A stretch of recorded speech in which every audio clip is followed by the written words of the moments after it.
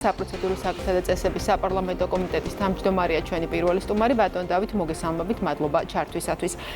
EUTO-ს საპარლამენტო ასამბლეის რეზოლუციით დავიწყოთ საუბარი. ეს დოკუმენტი იმაზე მეტად რეზონანსული აღმოჩნდა, ვიდრე აქამდე ევროპარლამენტის მიერ მიღებული იდენტური შინაარსის 10-ზე მეტი ასეთი დოკუმენტი. აი რა პროცესია ეს, რომელშიც ისეთი ორგანიზაციაც ერთვება, რომლის მანდატშიც აქამდე შიდა პოლიტიკური მოვლენების შეფასება ძირითადად არ შედიოდა და როგორც წესი უსაფრთხოების საკითხებზე იღებდა ხოლმე მსგავს რეზოლუციებს. რაში ეხმარება დაინტერესებულ პოლიტიკურ ჯგუფებს საქართველოს ხელისუფლების წინააღმდეგ კრიტიკის აი ესეთი ცეცხლის გახსნა ამჯერად EUTO-ს საპარლამენტო ასამბლეის მხრიდან.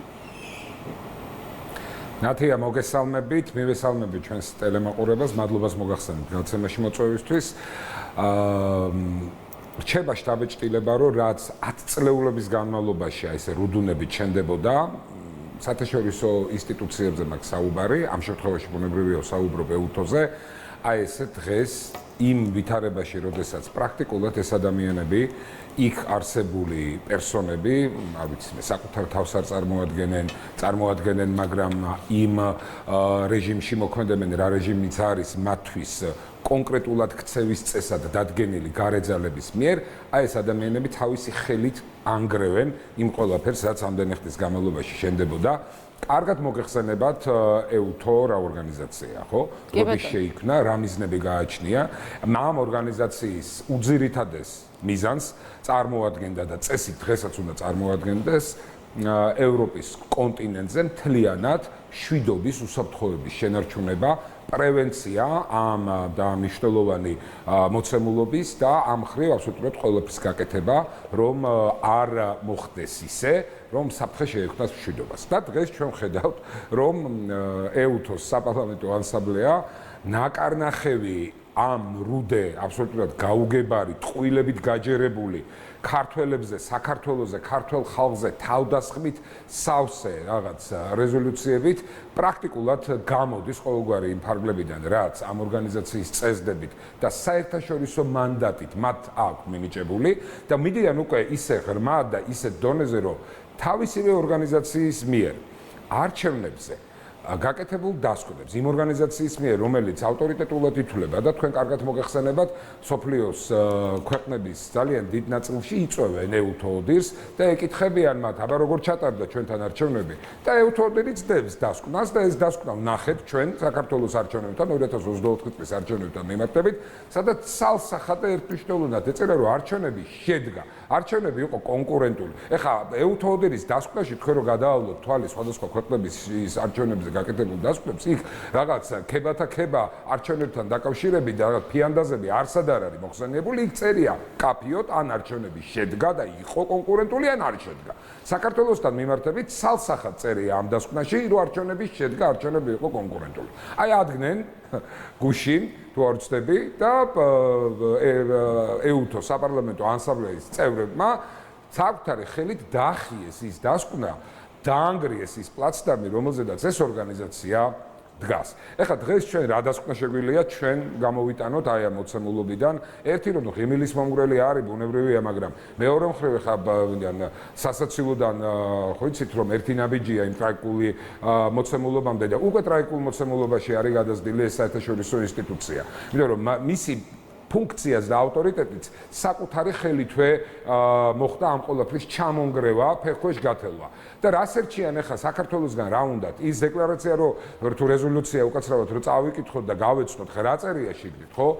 ისევ ერთი და იგივე, სრულიად აბსურდული ნათია, თითიდან გამოწოვილი მოთხოვნები, სურვილები, დამნაშავეების სტრასბურგის ადამიანის უფლებათა ევროპული სასამართლოს მიერ ასეთად ცნობილი დამნაშავეების, როგორც ვითომ პოლიტპატვირების ციხიდან გამოშვება, სააკაშვილზე მაქვს საუბარი, კანონების გაუქმება, კანონების, რომლებიც საქართველოს უბრალოდ დროში დაასწრო ევროკავშირის და ევროპის კონტინენტზე არსებული სახელმწიფოებს. მე გამჭვირვალეობის კანონზე მაქვს საუბარი, თქვენ კარგად მოგეხსენებათ, როგორ ერთი მეორეზე მიყოლებით იღებენ სხვადასხვა ქვეყნები, მათ შორის აი ხახანს ბრიტანეთმა მიიღო და შექმნა რაღაც ჩარჩო საკანონმდებლო რეგულაცია გამჭვირვალეობის შესახებ კანონთან მიმართებით, ოჯახური ღირებულებების მოცემულობა. ანუ ნახეთ ის რომ ქართველმა ხალხმა აირჩია არა ომი, ქართულმა ხალხმა აირჩია არა ქვეყნის ნგრევა, არამედ პატრიოტული ეროვნული ხელისუფლება კვლავ მოიყვანა ქვეყნის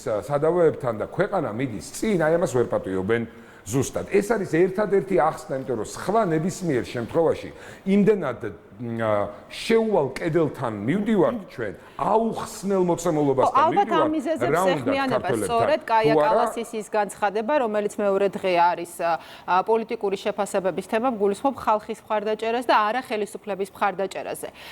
ისიც რომ მაგალითად შავიზღვის სტრატეგიაზე მსჯელობა ვნახეთ, რომ საქართველოს გარეშე წარიმართა. პრინციპში ხალხის და ხელისუფლების გამარჯვების ტენდენცია თქვენს გემახსოვრებათ, რომ ევროკავშირის მაღალჩინოსნების ლექსიკონში ეს არ არის ახალი, მაგრამ ბოლო დროს უფრო მკაფიოდ გამოიკვეთა მათ განცხადებებში, რომ მათთვის კონკრეტულად არის მიუღებელი საქართველოს მოქმედი ხელისუფლება. აი ამ დროს თქვენი მოლოდინი სურდა სურვილი, რომ ევროპულმა მხარემ უნდა გადახედოს საკუთარ დამოკიდებულებას საქართველოს და ქართული ხალხის მიმართ არ იცვლება.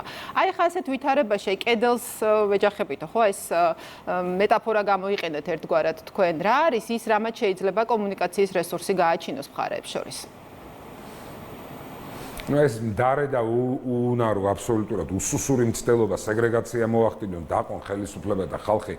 ეს ხო ფიასკოსთვის არის განწირული და უკვე ფიასკო სახეზეა, ნათია, იმიტომ რომ ახლა როგორ წარმოგვიდგენია ჩვენ 1.200.000-ზე მეტმა ადამიანმა დაუჭირა ქართული ოცნების ხელისუფლებას ხარ. და ხა კაია კალასი რო გამოგზანდება და იტყვის რომ ჩვენ ხალხს უჭერთ ხარ და ხელისუფლებას არ უჭერთ, რომ ამაზე დიდი აბსურდი შეიძლება არსებობდეს ჩვენს დღევანდელ გასახილულ თემაში, ხო არა? მეორე მხრივ, საერთოდ რაზეა საუბარი? тканан შეიკრიბნენ მინისტრები და საუბრობენ შავი ზღვის პოლიტიკაზე ევროკავშირთან მიმართებით და საქართველოს არ იწვევენ, საქართველოს გარეშე ახდენენ ამ ყველაფერს მაშინ, როდესაც უამრავი ქვეყანა, 7 ქვეყანაა თუ არ ვცდები, საერთოდ ზღვაზე გასასვლელი არ აქვს და საქართველო არის ერთადერთი უნიკალური შესაძლებლობა ამ ქვეყნებისთვის დაუკავშირდნენ დასავლეთს, მე შუა ცენტრალურ აზიას გულისხმობ, საქართველოს გავლით. ეს ერთი. მეორე შუა დერეფანი, რომელიც ბუნებრივია მათ შორის ამ სიტუაციასაც მოიცავს, მაგრამ არის ბევრად უფრო მასშტაბური და მეცაც ვიტყოდი დღევანდელი მოცემულობიდან გამომდინარე ცეცხლის კავშირი არის გახვეული იქით ევროპა და აქეთ კიდე ახლო აღმოსავლეთი. შუა დერეფანი წარმოადგენს ერთადერთ სასიცოცხლო მნიშვნელობის ყველაზე სწრაფ, ყველაზე მშვიდობიან დამაკავშირებელს ეკონომიკური კავშირებისთვის ევროპასა და აზიას შორის. და საქართველოს იგნორირებას ახდენენ ამ ყველაფერში. აი რა დავარქვათ, სასაცილოა, რამდენად სასაცილოა, მაგრამ უფრო მეტად სატირელია, მაგრამ ამ მოცემულობაში აი შევადაროთ, ხო, რასაკეთებია, არ ვიცი, ცურვა რო ისწავლო მაგალითად ასვალზე წყლის გარეშე. აი ესე გაბუტული, ცხვირაწეული პოზიცია ქალბატონი კალასის და ზოგადად ევრობიუროკრატიის, რომლის უკან ხო ცხადია, ისე როგორც ეუთო საპარლამენტო ასამბლეის უკან, რომ გლობალური ომის მაგივე deep state-ი დგას და საკუთარ სურვილებს ამ ადამიანების ხელით, როგორც მარიონეტების ხელით, ისე ახორციელებს. სხვა რა დასკვნა შეიძლება გამოვიტანოთ. შეიძლება რომ კაია კალასის ნებასურვილზე და გემოვნებაზე მოწოს თუ არა საქართველოში ხალხის მიერ, ქართული ხალხის მიერ არჩეული მთავრობა, მასზე იყოს დამოკიდებული მაგალითად გეოგრაფია. ხო აბსურდია ეს ყველაფერი. რა ვუყურეთ საქართველოს კაია კალასის გემოვნება მაგრამ გაფართოების დღის წესრიგი არის ფარგლებიდან და სხვაგან წაიღეს. მაგრამ გაფართოების დღის წესრიგი ნამდვილად არის დამოკიდებული შავ ზღვასთან დაკავშირებით როგორ? ხელმძღვანელობაზე. კი, მაგრამ შავ ზღვასთან დამოკიდებულებაში არსებული პოლიტიკა, სადაც ელემენტარული გეოგრაფიული მოცემულობით, ეკონომიკური თვალსაზრისით, გეოპოლიტიკური თვალსაზრისით იმ ქვეყნების იგნორირებას ვერ მოახდენ, ფიზიკურად ვერ მოახდენ, რომლებიც ესაზღვრება შავ ზღვას და რომლიდანაც არის გასასვლელი. აქ ეს პოლიტიკა, რომელიც საქართველოს ქართული ხალხის იგნორირებას ახდენს, არის თუ არა მტკნარი სიცრუე თავიდან ბოლომდე. დღეს თუ ხვალ ხო მოუწევს კალასი იქნება ეს თუ მისი მემკვიდრე იმის აღიარება და იმ გზაზე დადგომა, რომ ამ გეოგრაფიულ და პოლიტიკურ მოცემულობას ისინი ვერაფერს ვერ უზავენ და თვალი უნდა გაუსწორონ ქართული ხალხის არჩევანს, ნათია. არა საკუთარ ამბიციებს, არა ნაკარნახევს და იქიდან უკნიდან დაძახილს და დაწერილ სცენარს, არამედ რეალობას ხო უნდა გაუსწორონ თვალი. სად მიდიან მე? აი თქვენ მკითხეთ რომ კედელს რომ ვაწყდებით თუ ისევ ჩემი გამონათქვამი გაიმეორეთ. კედელი ამ შემთხვევაში შექმნეს ამ ურთიერთობაში თვითონ ევრობიუროკრატიამ. თქვენ ხო და საზოგადოება ხო ძალიან კარგად იცის, ვინ შეწყვიტა და ვინ გაწყვიტა ამ შემთხვევაში დიალოგი საქართველოსთან. საქართველოსგან ეს არ მოდიოდა. პირდაპირ ბრძანა ეს ევროკავშირის ელჩმა და კონკრეტული დოკუმენტი არსებობს, სადაც წერია, რომ ჩვენ ევროკავშირის ბიუროკრატია წყვეტს დიალოგს საქართველოსთან. და ეს კედელი, ამ კედელს რო აშენებენ და პარალელურად ამ ნეგატიურ კედელს და პარალელურად ცდილობენ შავი ზღვის რაღაცა პოლიტიკა განსაზღვრონ ევროკავშირთან მიმართებით, რამხელა აბსურდში არიან. ბატონ დავით, ხო, აი ახლა ამ ფონზე, აი პოლიტიკური დიალოგის არარსებობის, გეოგრაფიული მოცემულობის იგნორირების ფონზე ჩვენ აი ამ დროს ვხედავთ, რომ ფაქტობრივად დაჩქარებული წესით მიმდინარეობს, მაგალითად მოლდოვასა და უკრაინასთან მოლაპარაკების შემდგომი ეტაპების გახსნა და აი ერთი თვის წინ რომ გაიხსნა დასაწყისი კლასტერები, დღეს კიდევ მეორე კლასტერი, როგორც ამას ქვია, გაფართოების გზაზე გაიხსნა, რაც ნიშნავს იმას, რომ საქართველოსგან განსხვავებით ამ ორ სახელმწიფოს ნამდვილად აქვს მეტი პოლიტიკური მხარდაჭერა ბრიუსელისგან. აი დღევანდელი გადასახედიდან პროგრესი ამ გზაზე რას ეფუძნება გულისხმობ გაწევრიანების გზას და რა თქვენი მხრიდან რა შეფასება შეიძლება მიეცეს გაფართოების პროცესის ასე წარმართვას, იმიტომ მაგალითად თქვენი ოპონენტებისთვის ქვეყნის შიგნით ეს არის საქართველოს მიერ დაკარგული ისტორიული შანსი. ამ ორი ქვეყნის ეგრეთ წოდებული პროგრესი ევროკავშირში გაწევრიანების გზაზე, რომ ამ ორი ქვეყნის დემოკრატიულ აღშენებლობას, ინსტიტუციების სიძლიერეს, მედია პლურალიზმს არ ეფუძნება, ეს ხომ ყველამ ძალიან კარგად იცის. ნათია. მე ხა წარმატებას ყველას უსურვებ, ყველა ქვეყანას უსურვებ, ცხადია, მაგრამ ის მოცემულობა, რა მოცემულობაში უკრაინა და მოლდოვა არის დღეს. ერთ ქვეყანაში რომ უკრაინაში რა ხდება, მომიდან გამომდინარე, კარგად მოგეხსენება და ეს ქვეყანა პარალელურად კორუფციაში რო იხჩობა და სახელმწიფო ინსტიტუციები რო პრაქტიკულად, რა ვიცი, ძიძირია ყველაფერს გამოთხრილი. და მეორე შემთხვევაში ხო მოლდოვა, სადაც დღევანდელი ხელისუფლება ყველაფერზეა წამსვლელი. აღარ ვამბობ იმას, რომ ტელევიზიაზე იხურება პოლიტიკური პარტიები, ოპოზიციური იხურებიან და იკეტებიან და უქმდებიან და ქრებიან პოლიტიკური ველიდან, ამაზე აღარ მაქვს საუბარი. დღევანდელი ხელისუფლება ამ ქვეყნის რომ მზად არის ხელი მოაწეროს საკუთარი სუვერენიტეტის დათმობაზეც კი, ქვეყანა გააუქმონ, პოლიტიკური პარტია კი არა. ქვეყნის გაუქმება უნდა, ოღონდ კი რაღაცა დაჩქარებული წესით ევროკავშირში შევიდეთო. აი ამ მოცემულობაში ხა წარმატებაზე და პროგრესზე როგორ შეიძლება იყოს საუბარი. აი წარმატება და პროგრესი თუ ვინმე საინტერესებს მართლა, ნამდვილად, ობიექტურად. მოდი ათგნენ, ნათია გახსნან ევროკავშირის შესაბამისი ვებგვერდი, მოძებნონ იქ ევროკავშირის წიაღში არსებული სხვადასხვა საერთაშორისო ინსტიტუციების ანგარიშები და ნახავენ იქ რომ საქართველოს დღევანდელი მოცემულობით არათუ მოლდოვას და უკრაინას, არამედ აბსოლუტურად ყველა კანდიდატ ქვეყანას და მეცაც გეტყვით ევროკავშირის და ნატოს წევრ ქვეყნებსაც კი უსწრებს ძალიან ბევრი მიმართულებით. დემოკრატიული განვითარება იქნება, ინსტიტუციების სიმყარე იქნება, ისე რა ქვია, კანონის უზენაესობა იქნება, უამრავი აი ახლახაც გამოქვეყნდა კიდე ერთი მედეგობა კრიზისების მიმართ, ხო? საქმის ყურში იქნებით თქვენც, სადაც საქართველოს საერთოდ სოფლიოში სამეულშია შესული. ჩვენს წინ არის თუ არ ვცდები ნორვეგია და შემდეგ არის საუდის არაბეთი და შუაში ვართ ჩვენ. და ამ მოცემულობიდან გამომდინარე, როდესაც სახეზეა არათუ ორმაგი სტანდარტი. მე ამას ორმაგ სტანდარტსაც ვეღარ დავარქვევ. ეს არის აი ტყუილის, მტკნარი ტყუილის ისეთი ნაყვა, ამ წყლის ისეთი ნაყვა, იმდენად სასურველი სინამდვილედ გამოცხადების მცდელობა, სადაც აი ყველაფერი კაფიოფერებშია, მოხატული და საზოგადოებას კარგად ესმის. მარტო ჩვენთან კი არა, თელ სოფლიოში მე დარწმუნებული ვარ ამას. მაგრამ ეს ჭირდება დღეს ევრობიუროკრატიას, იმიტომ რომ deep state-იდან გამომდინარე ეს პოლიტიკაა საჭირო. გახსოვთ თქვენ კანდიდატის სტატუსი არ მოგვანიჭეს, ხო? მაშინ მოცემულობა ხო არ იყო ასეთი, თქვა, ასეთ დაძაბულ რელსებზე გადასული ევროკავშირსა და საქართველოს შორის. რატო არ მოგვანიჭეს? რა იყო მაგის მიზეზი? აბსოლუტურად იგივე მიზეზია დღესაც, რატო ხდება მოლდოვა უკრაინასთან მიმართებით, აი ეს ვითომ ჭყალებში წარმატებები ევროკავშირის გზაზე, საქართველოს იგნორირება, საერთოდ იგნორირება. საქართველოს იგნორირებას კი არ ახდენენ მხოლოდ. ქართველი ხალხის ნებასურვილის იგნორირებას ახდენენ. ეს არის მთავარი მოცემულობა, რომ ისინი გაბუტულნი, გაბრაზებულნი არიან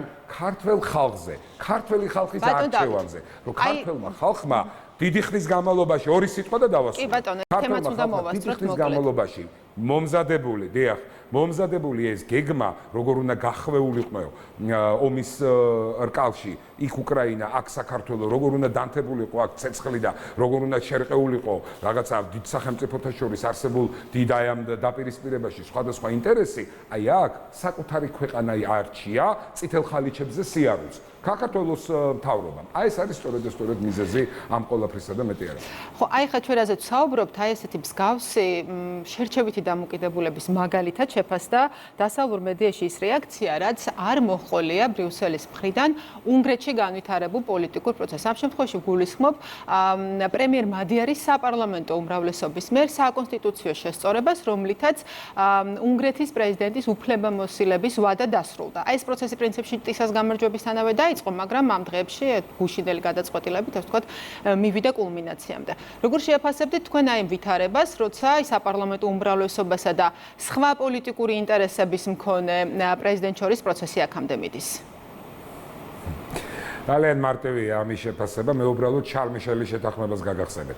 ესე იგი, როდესაც უნდა დააწყობს ევრობიუროკრატიას გამარჯვებული პარტია, აი მაგალითად უნგრეთში, გამარჯვებულმა პარტიამ ყველაფერი უნდა წაიღოს, მათ შორის მას შეუძლია დროზე ადრე დაიწყოს ინიციირება იქ იმპიჩმენტის, კონსტიტუციაში ცვლილებების შეიტანოს, იმიტომ რომ პრეზიდენტის გემოვნება და პრეზიდენტის მოქმედი ხაზუსმოვ გემოვნება და მისი პოლიტიკური შეხედულებები არ მოწონს. ამ ყველაფერზე ევრობიუროკრატია არის ძალიან წყნარად ჩვიდად აკვირდება, ხმას არ იღებს, იმიტომ რომ ეს პროცესი არის იმ გემოვნების ფარგლებში, იმ სურვილების ფარგლებში, რაც აქვს ევრობიუროკრატიას და საქართველოში, როდესაც ქართულმა ოცნებამ ხმათა ის უმრავლესობა მიიღო საკმარისზე მეტი, რომელიც აძლევდა საშუალებას ხელისუფლების, ანუ აღმასრულებელი ხელისუფლების ჩამოყალიბების და ასე შემდეგ, ჩვენ გაგვიცხადეს, რომ არა ბატონო, ეს არ არის დემოკრატია. თქვენ უნდა ადგეთ ეხლა და ის პარტიები, რომლებიც ანგრევენ ამ ქვეყანას, ანგრევდნენ ხელისუფლებაში ყოფნის დროს და ასე შემდეგ, სულად უკანონოდ კონსტიტუციის დარღვევით უნდა გადასცეთ მათ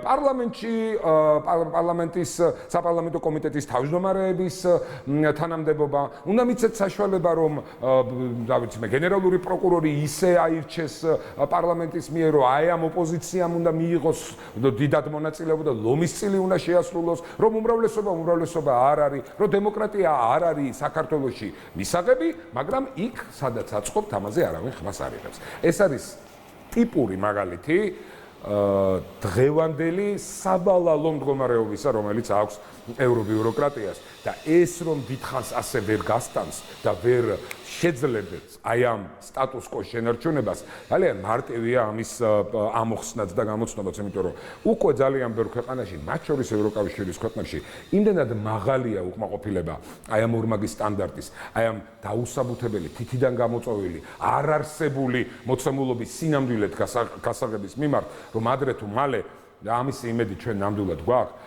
საბოლოო ჯამში სიმართლე რა არის, სწორი, ობიექტური და პარტნიორული დამოკიდებულება რა არის, მან თავისი გზა და კვალი სანთერ-სარკმეველი უნდა აუცილებლად მოძებნოს. ისე რომ ვერც გეოგრაფიას გააუქმებენ, ვერც შავ ზღვას გადაიტანენ კავკასიიდან და ვერც საქართველოს შავი ზღვიდან. ასე იქნება და ამას ჩვენ ყველანი ერთად დავინახავთ. დიდი მადლობა ბატონ დავით მათეკაშვილი გახლდათ ჩვენი სტუმარი.